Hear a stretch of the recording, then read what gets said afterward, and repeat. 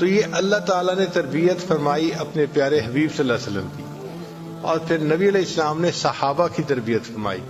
چنانچہ نبی علیہ السلام صحابہ کو روک ٹوک فرمایا کرتے تھے. نبی علیہ السلام تہجد کے وقت مسجد نبی میں تشریف لائے تو دیکھا سیدنا صدیق اکبر رضی اللہ تعالیٰ عنہ نفل پڑھ رہے ہیں تہجد کے، مگر بہت ہی خفیہ آواز کے ساتھ تلاوت کر رہے ہیں، بہت ہی جیسے ہوتا ہے نا سری تلاوت کرنا کہ دوسرے کو پتہ ہی نہ چلے، ایسے پڑھ رہے ہیں. اور قریب ہی حضرت عمر خطاب رضی اللہ عنہ وہ بھی تہجد کی نماز پڑھ رہے ہیں، مگر بلند جہر تلاوت کر رہے تھے، سن رہے تھے سب.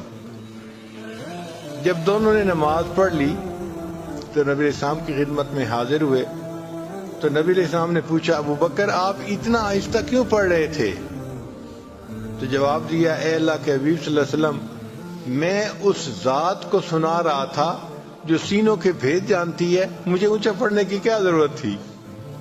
جو ذات سینوں کے بھید جانتی ہے مجھے اس کے سامنے اونچا پڑھنے کی کیا ضرورت تھی؟ میں تو اس کو سنا رہا تھا.